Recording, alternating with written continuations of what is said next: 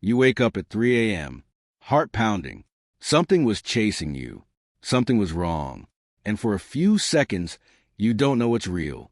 Now imagine that same feeling. But you're not in a bedroom. You're in a cave. It's 40,000 years ago. No light switch. No phone. No way to explain what just happened to you. So what did he do? And what did he think just happened? The answer is stranger than any nightmare. Here's the first thing to understand. Nightmares didn't appear with Netflix, stress, or modern anxiety. Every single human who ever walked this planet has had bad dreams. Not some of them. All of them. For at least 300,000 years. Scientists believe the earliest nightmares were mostly about predators. Lions, snakes, being chased, being eaten. The sleeping brain running a simulation of the worst possible scenario, so you'd know how to survive it while awake. But some nightmares weren't about animals at all. They were about something they couldn't name, something that came from inside, and those were the ones that truly terrified them.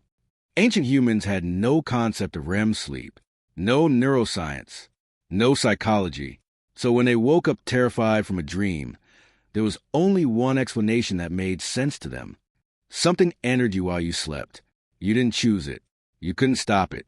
And it showed you things that felt completely real until they didn't. And here's what's remarkable.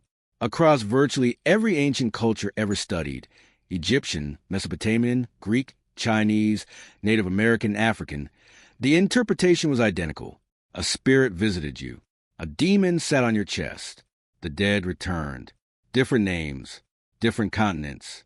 The same exact experience. In Latin, the nightmare demon was incubus, something that lies on top of you.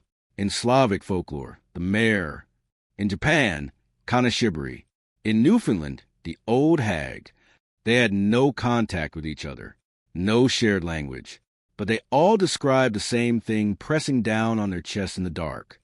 We now know this is sleep paralysis, a neurological event where your brain wakes up before your body does, and in the confusion, generates hallucinations to explain the sensation.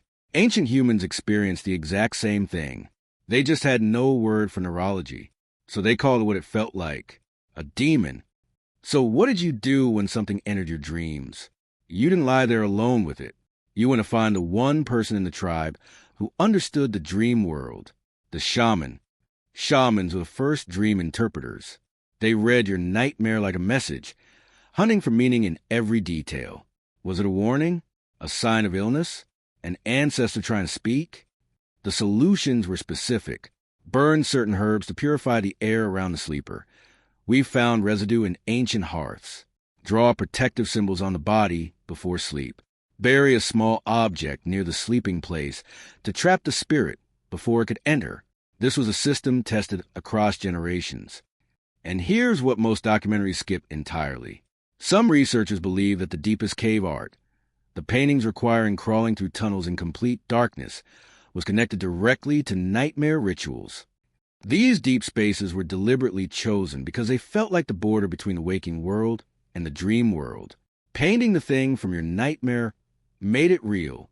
And once it was real, it could be faced. It could be controlled. The oldest written records of nightmare interpretation come from ancient Mesopotamia, modern Iraq, around 3,000 years before Christ. They had entire books dedicated to dreams. Professional dream readers. If you dreamed of snakes, it meant one specific thing. Falling, another. Dark water, something else entirely. This was a science. In ancient Egypt, they built temples specifically designed for dreaming, called incubation temples. A sick person would travel for days to reach one, sleep there, and wait for a god to send a dream that would diagnose their illness and reveal the cure. The nightmare was a doctor's appointment. They didn't think nightmares were something to escape. They were something to decode. Every image had a meaning. Every monster was a message. The darkness wasn't the enemy. It was the messenger. Here's the part nobody talks about. We didn't evolve away from nightmares. We evolved with them. And there may be a reason for that. Modern neuroscientist Revonsuo proposed the threat simulation theory. The idea, nightmares weren't a glitch.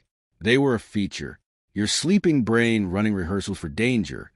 So when the real threat appeared, Your body already knew what to do. The people whose brains ran these simulations survived longer. They passed that system down to you. The nightmare that terrified your ancestors wasn't a malfunction. It was a training program written into the human brain before language existed. The terror was a point.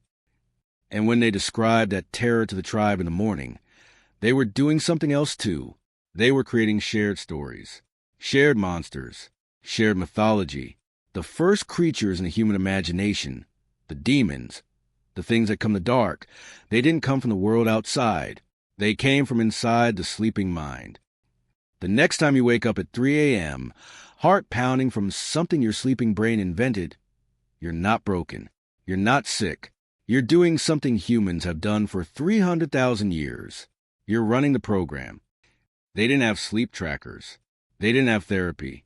They had each other, a fire, and the courage to say out loud in the morning, "Something came to me in the night, and it was worth talking about." We didn't inherit their world. We inherited their dreams.